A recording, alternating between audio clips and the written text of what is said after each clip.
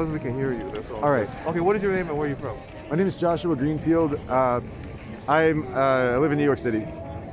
Okay, so can you do a New York accent? Well, I guess so. I mean, the truth is, I started doing impersonations of people when I was a very small child. Yeah. So, like, half the time, I don't know whether it's my own voice or somebody else's coming out of my mouth. What impersonations can you do? Oh, I actually like to do singing impersonations of musicians, but I'm real little hoarse. I've been out in the streets in exposure for about a month now. Yeah. So my voice is all fucked up. Okay, so no impersonation. How good it's gonna come out. Okay. Okay. Yeah, you want to try it, and then I'll cut it out if it doesn't go well. Okay. Let's see. I mean, I mostly do singing impersonations. Okay, yeah. Like, but I have to have the lyrics. So Okay, it'd never be kind mind, of yeah. All right, Some other now- time maybe. Now you said you're a New Yorker, right? Yeah. All right. What's the difference between Manhattan and the other boroughs? Well, Manhattan has the most investment in corporate high rises. It's got some of the most expensive real estate in the country, alongside San Francisco and Los Angeles. The outer boroughs have a lot more space. They don't have the same, I guess, investment in building in high density. Manhattan's better served by public transit for sure. What about the people? You notice a difference? Well, I think it's probably a matter of affluence. There's a lot of class conflict in New York, especially these days, but there always has been. So they got more money over here, less in the outer boroughs. That's the perception. Yeah, I'd say. I mean, like, I know there's a lot of people who like do very well for themselves in all of the boroughs, but it's and also there's people who are like miserably poor who live in Manhattan. But like it's like the perception is definitely that way. Okay, now, do you know any New Yorkers who have left and where have they gone? Well, let's see. I mean, not recently. I know people who have left for like career reasons, not COVID. I really don't have a social life anymore. Why not? Well, it's too expensive to do it. Like, I owe a lot. I had to put myself through school, so I owe a lot of money, and I got like fucked out of like the more lucrative end of my skill set several years ago. I got forced to become a security guard. And it's like, in order to make enough money to live indoors, enough money to make still make less money than area median income, as a security guard, I've got to work 2 full-time jobs. Like, I've tried to do that before. I couldn't sleep for 4 days straight. I got like 2 hours of sleep maybe those days, and like was a fucking walking zombie. Like, I had to do all kinds of fucked up things just to keep myself awake. Like, just so I could get through those 2 jobs. I wouldn't have gotten off the street the last time I was homeless, like without working those 2 jobs. Just so I can meet the documentation requirements without having to have a guarantor. Like, people are fucking ball busters. That same landlord, like, he forced me out during a blizzard, during a pandemic, so he could fucking renovate. He had this dude from Chicago take this loofah sponge he used to wash his balls with and put it in my cooking utensils, then have this little political statement about, oh, it's my apartment too. It's my apartment too. So he can put the loofah sponge on top of the fucking refrigerator like a little prick. Like, anybody with common sense knows you'd have to be a stupid motherfucker to think you're gonna put the thing you wash your balls with in someone else's cooking utensils. They're gonna have nothing to say about it during ordinary times, and during a pandemic, that's almost attempted fucking murder. It's like, I want to slap him so hard his reincarnation will feel it. Okay, so you said you don't have a social life anymore. Did you have one before? Oh yes, I still have friends from back then, but it's like they have kids, they have spouses. I'm 30. I'll be 38 this year. It's like people grow apart anyway. Then it's like most friendships are based off the co-consumption of goods and services. So you either feed it or it's gonna wither. And distance makes it even harder. Facebook makes it so it's like Pokemon, collect it all. You gotta collect them all. So it's just you become a little icon, a little it's hard to really be real with people, and you can try to use it to schedule phone calls and use the older means of communication, but it seems passé to a lot of people, and a lot of people don't give a shit. No one has time. And when it comes right down to it, like, the unfortunate nature of human interaction is that the better skilled you are at being well researched and understanding like the world as a whole, the more inquisitive you are, the more able to problem solve you are, the less you really need other people other than to be an expensive form of entertainment. And that might be a dim view of things. But like if you're broke as shit, like and you got a choice between like trying to like create or nurture or keep from dying a relationship, and your other choice is just keeping the lights on or keeping your bills paid or doing what you need to do to not be as easily replaced in whatever job you have. It's like you basically have to keep your nose to the grindstone, just not to be told to go fuck yourself anymore. So it's like you don't have the money to go around, like from a probabilistic standpoint, gamble. There's a guaranteed, in a pandemic, a guaranteed downside that like you have with dealing with other people, in that there's the risk of exposure. But even during ordinary times, there's a guaranteed downside that, like, you know, it's probably just going to be a waste of your time in terms of survivalist terms. So if you're so close to the edge that you have to be a survivalist, you will eventually realize that. And maybe, I mean, a lot of people get caught up in codependent relationships, but if you realize that all you can really do is waste your own time, the other person's time, it's like you're dealing with another poor, desperate person. Like, you're maybe impairing their ability to survive. You might be less of a help and more of a hurt. And the same back to you. And it's just kind of like, eventually you realize that there's all these class distinctions also. So like the entire notion of networking, like even for professional terms, it means doing a lot of like barking up the wrong tree. So it's like, even if you're like an experienced salesperson, experienced with rejection, all you're really getting at there is like you're giving people reason to suspect your motives in a lot of cases, even when it's a clearly delineated like meetup, like a meetup or a special interest group you go to.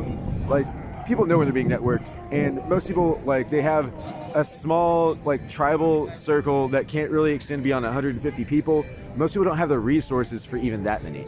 Like most people can swing maybe 5 at tops. They're stressed beyond 5. So it really makes a lot of sense to not to be very, you know, brutally efficient about it. People pretend like, you know, they're not, but it's like it's cruel to be kind in the right measure, but everybody's got to. How many Facebook friends you got? I don't even use Facebook anymore. I got on it recently to say hello to some people, but it had changed so much since the last time I used it, and it's like I really don't spend my time on social media. I feel like it's a dumpster of my time. I have a bunch of projects I work on when I'm like working. Like I have regular like blue collar jobs, but I also go home and I have DevOps projects. I've got a bunch of workstations for computer science projects. I'm actually trying to build this distributed finance platform that'll make it possible for like small businesses that are just getting started to be kind of have their hand held through the business plan process to the level of formality that you could get investment, and then trying to attract investors with a high yield in a zero coupon bond. And I was told that if I finish it, like the white paper and the minimum viable product, that I can get $38 million for the business that would be involved. And the former employer, former boss, who's the director of strategy for a venture capital firm, he's the one who's telling me this. He was a former law professor, JD MBA. He's about to go work for a cryptocurrency exchange in some leadership position. So he told me that if I can get this going, get the money for it, that he would like to run it, and I'd like to have him run it because an extremely competent person. His wife's a Canadian diplomat. He lives up in Ottawa. I think I can make this happen. I'm just being like, I've been blued, screwed, and tattooed. I've had a perfect storm situation happen, and that's why I'm homeless. So did you say you were in debt? Oh yeah, I'm in bad student debt. Yeah. It happened since I was like 2 days after my 18th birthday. How'd you end up there in debt? Okay, so so income-based repayment not being a thing, like when I was coming up, like I came of age. I started working in the late 90s, and so when I went to college, like it was very much the perception in the school I went to a high school of like 4,000 kids. A lot of them were very affluent, and so like you're living in an age of home equity loans, liar loans, ninja loans. Like people could get all kinds of stupid money for all kinds of stupid bullshit back then, like being completely fucking unqualified. But everybody was keeping up a fucking image, and so my parents were just dumb as fucking shit. I mean, like they've all screwed me. One of them is dead. The other one helped screw me out of a house. Like after I've been home, she's a total bitch. So in any case, I am now in a situation where because they could have advice. In their defense, back then you didn't have the internet like to the extent that you do now either. So like researching it from her standpoint would have meant, okay, the library's closed when I'm off from work. Now I have to do basically I had a choice of schools to go to. My parents didn't really think it through. Like they were going mostly off of a received opinion that a lot of the parents were. That was like, okay, so if you don't send your kids to school, period, like they're going to be fucking unemployable, even doing stupid bullshit jobs that you once could have done with a middle school education, still probably could if people weren't, the way they are. The nature of competition makes it so that like you basically have to have a worthless degree that's completely unrelated to do completely unrelated shit, no matter what it is, and then be bitter about it. And that's your consolation prize, being bitter. So it's basically like back then, it seemed like going to a private school, they gave me a lot of money, like merit scholarships and everything. So it seemed like the thing to do because a more competitive brand, the state university options, like where my parents' income was on the FAFSA, like I wasn't going to get any money, so it was going to end up being on paper more expensive. But there's all these hidden costs of like transferring. If you find out the school is like a dud, and most schools, they're fucking duds. Like, it's just a fact that like, if you're trying to get into like STEM related stuff or the law, professional services, like the earnings drop off in terms of return on investment from, Bloomberg has a list. Like, there's some public schools that are very high ranking, like UMass Lowell, especially for their IT and SCS stuff, that's one of the highest returns on investments in higher education, period. But that's because of the cost of living here in the Boston area. So the problem is, you look at the return on investment of, say, like first tier, they've expanded the first tier years ago, but like basically the idea is like all these schools that are like, up there, but they're not the Harvards, they're not the Yales, they're not the Columbias, they're not the Ivy League, they're not the Harvey Mudds, they're not the Stanfords, they're not the rarefied air of higher education or whatever it is, then you're gonna have to deal with the fact that like every year, those schools alone matriculate enough people who are bad motherfuckers who, like, you're just not going to be able to compete. I mean, there's other schools abroad, like take IIT, for example. If you had to choose between somebody who came out of, like, say, the school I went to with a nearly 4.0 GPA, like I did, and somebody from IIT, you'd be fucking stupid to hire me. Like, and I'll admit that. It's not because I'm not good. I'm very capable. I'm a one-man show. But the problem is, you're dealing with somebody who's got like a globally recognized education that's going to make your competitors feel uncomfortable in their fucking chairs versus who's that guy. And so it's just from the perspective of the international like adult game of ball buster, the branding on the education ends up mattering a whole lot. And when you think about the amount of time that HR ladies spend reading shit, 27 seconds if you're lucky. Well, that means like that brand is what they're seeing. So if you go to a school that has a great basketball team, but it's shitty academics, you go to a school that has, good sports, shitty academics, still a brand that's heard of. Like you could go to a school where the academics are fantastic, but they're like NCAA tier 3 and nobody's fucking ever heard of them. Well, your education is as worthless as tits on a bull. Sorry to tell you, you paid for a lot of money and you're going to be crippled financially the rest of your life. Now that income-based repayment came out, it makes it so that if you had private student loans, because that was your only option back then, that's not covered. So you still got to pay that shit under the duress of basically being like, you're going to be constantly unable to discharge it in bankruptcy. They default on you, they'll still try to rehab the shit on you, so you can't get rid of it in bankruptcy even then. Things have changed a little bit recently, where there's a little bit of legal move towards being able to discharge that shit in bankruptcy. Biden has mentioned as a preference that moving it towards like the ability to make it, unambiguously legal to discharge student loans in bankruptcy might be a way to go, but there are no clear plans or legislation in action to do that as far as I know. That change came through Congress when George W. Bush was in office, and that's when I was originally in school. So the thing is, like, that changed while I was, racking up student debt. And I went, I I went to school for things that are relatively difficult majors to get through, and so it's like it's also the case that when you have to compete with people for like bullshit, low-paying bullshit jobs, and they got bullshit majors that you couldn't possibly turn into a business that like industry doesn't really give a shit about. But it's like it just becomes a matter that who do you want to talk to? Somebody who's going to tell you all about a bunch of nerdy shit that they don't want to listen to in some blue collar ass job, or somebody who's going to like, I studied film, or I wrote my senior dissertation in the works of Stan Lee and Jack Kirby. Well, that sounds a fuckload more interesting than I'm going to tell you about Big O notation. You know, no one gives a fuck about the things I can talk about usually.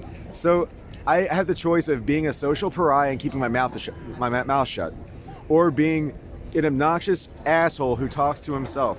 I read in a Harvard Business Review that it's good for your IQ, and it might well be, but people are just gonna think you're fucking crazy, you know.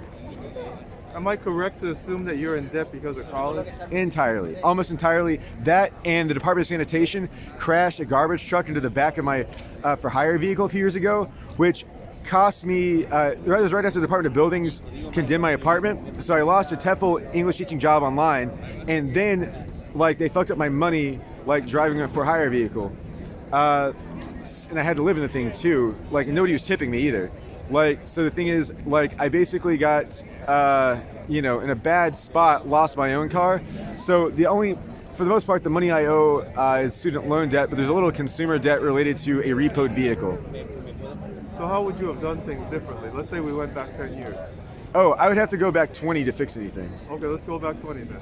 Okay, so if I could do things over, what I would do is I would not go to school, and I would instead have, like, and I'm joking about this a little bit, but back then I would have gotten a ninja loan, and I would have bought a bunch of gold bullion and then put it inside of, and I've got all the credit cards, I've gotten all the credit cards I could have gotten out.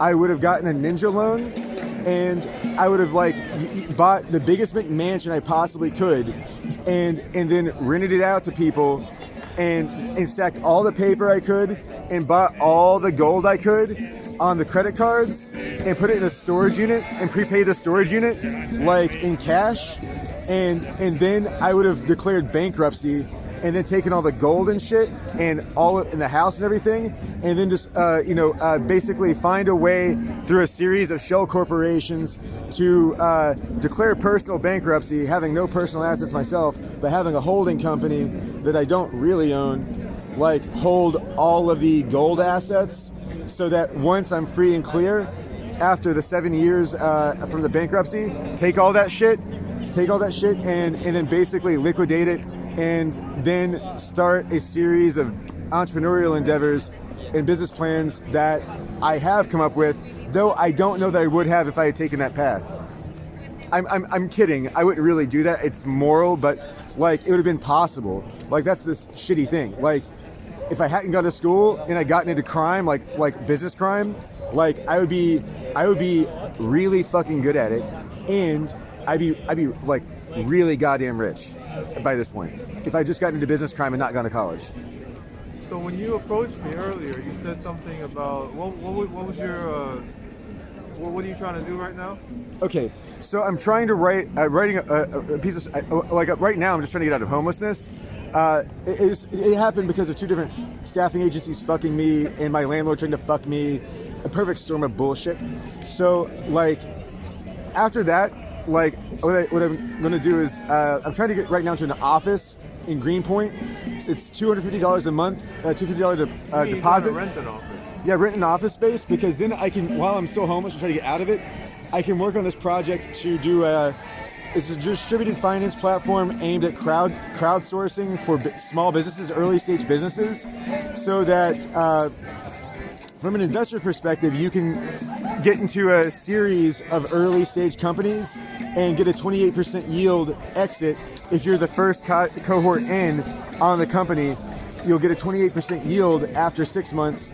And then like as the cohorts of payouts go, like after 1 year, it goes down to 14%. But it's all got a priority creditor and a stop loss, basically, so that you see on this calendar where the money's going, what it's going into, and what the liquidation is, what the depreciation schedule is for the stuff that's being bought, so you can have an idea of whether or not it's going well, it's gonna like fail, and whether or not you want to get out and take what you can get in the secondary market, or basically make it so that you can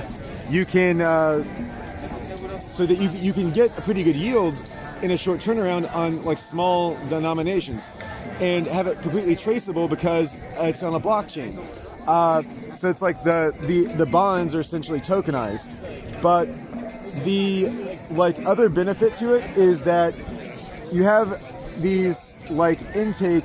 The intake is carefully marshaling you through all of your options in terms of like SBA and factoring down the line. You have an idea of what you have available in the short run. If there's a way to get you free money otherwise in the short run, I actually built that part of it when I was in school years ago. It was a startup finance. Like when Obama was in office, I wrote this thing that was basically a startup, as a questionnaire software to help you give you a kind of a game plan. But it would have taken you, if you did the research manually, like 6 months of part-time research just to come up with the same information as a kind of a set of instructions about how to get money if you could through the official channels. It's hard to get VC meetings. This is basically a platform for investment bankers, possibly to white label, for maybe even hedge funds to white label, but also as a platform in of itself for people who don't want to take meetings, to know that the quality of the business plan has been vetted, and to be able to have maybe an executive assistant or something monitor like the company's investment in the company, like on the calendar that's included in the application, so that you can see where it's going on a day-to-day basis. That way, one, when something's like, for Regulation D investors, that it's more worthwhile because they have actual money, they're actually traceable. So if you want to go in and inject more money into it, it's opportune. Whereas, like now, it's a lot of guessing. Venture capitalists, like, they lose so much money because they have like wild ass bets that sound good. So, like, from the perspective of like the person trying to start a business, like, I don't have friends and family. Like, if I do, they're broke asses, and like I can't wring together enough money out of them to create a failing business, a definitely failing business, because the capital requirements to do, a lot of things now, it's like you're talking about on a, like, say, a minimum wage job.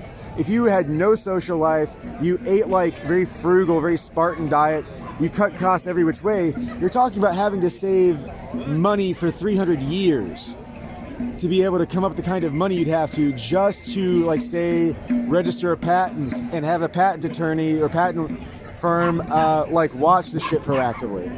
A patent you can't have watched proactively, like, might as well not exist. So it's like that's a lot of money to need before you even have a viable business, which you couldn't have before you could have a patent. Like, so you're talking about a terrible catch-22. What I'm talking about will hopefully solve that. Alright, so how did you end up being homeless? Well, so I've been homeless 6 times. So, like, once you've gone homeless one time, you're kind of damned with a lot of explaining you have to do. So, like, the explaining that I have to do from previous times of homelessness kind of come from that.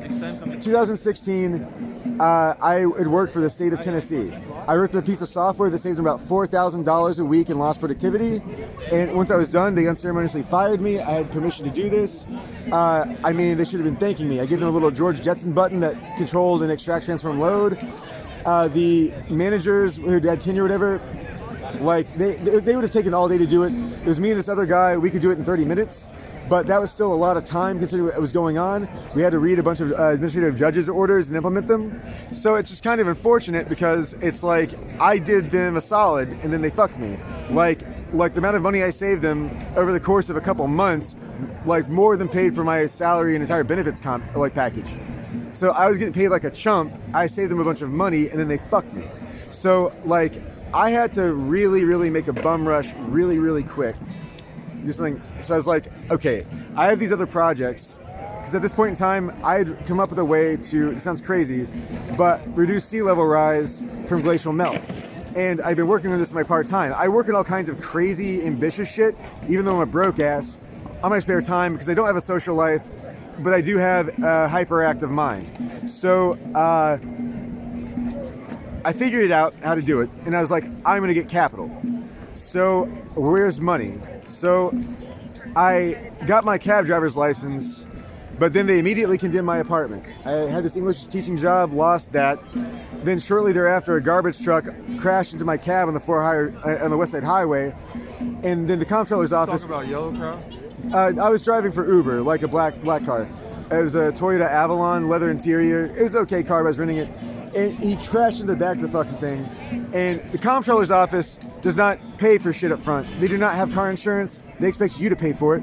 So they fucked up my cash flow. So how the fuck am I going to pay for it? It's supposed to be included in the bill. That car I had to rent $500 a week for a broken piece of shit vehicle because of them. And so the guy who owned it didn't want to pay for it either or take it in. And so eventually he did, but then that was at the point of our separation with me renting the vehicle. So it's like I had to drive this busted ass piece of shit like for a good deal of time, getting shit money because of it. So like after I had to turn it in, I was then street homeless, and I went to HRA to get food stamps, and then they made me go to America Works. America Works is totally ill-equipped to help people with my skill set find work. They're just, and they want to take up all your fucking time. It's total mayhem there, way too crowded, total bullshit. And so they basically, the easy way out is to become a security guard, and they'll help you become a security guard. So I was like, maybe I can avoid losing my car to the repo man, but it was too little, too late. I got forced to being a security guard.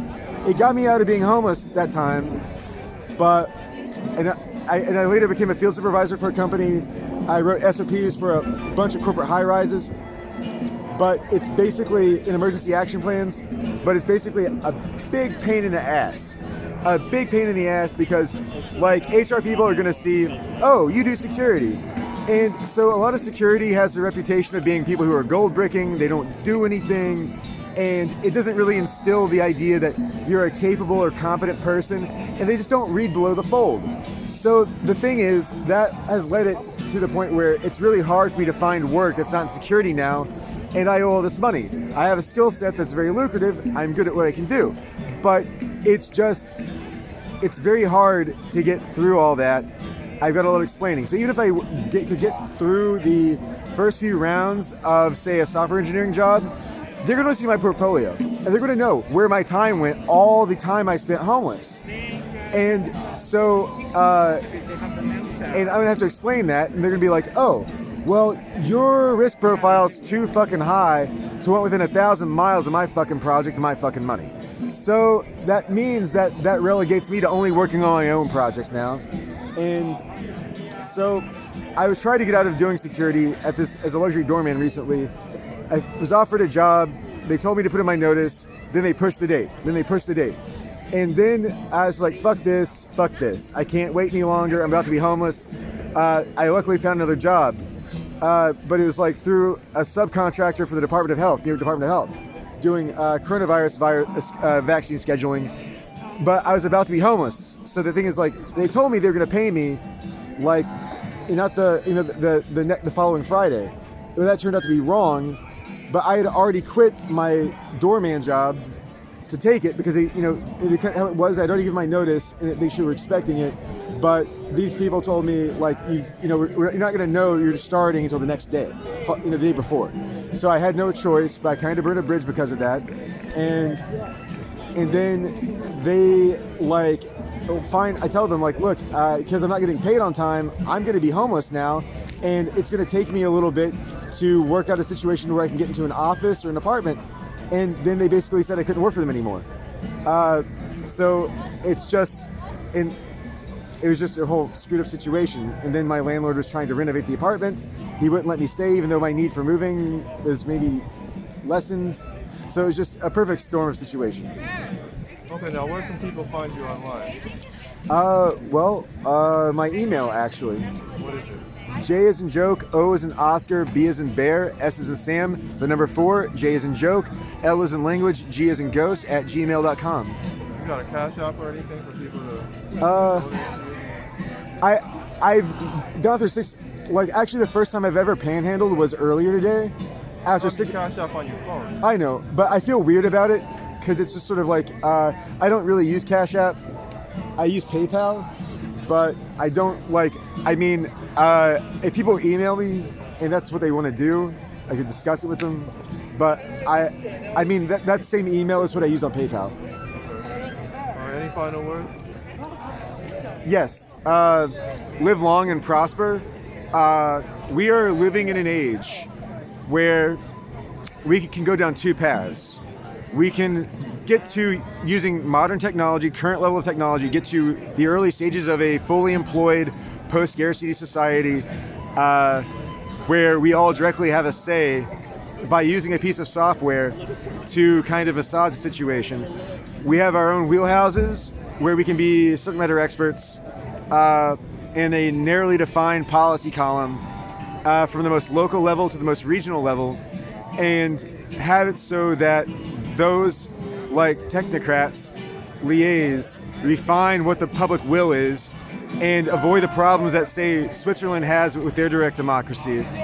And essentially, we can use this piece of software to gradually co-opt our existing government.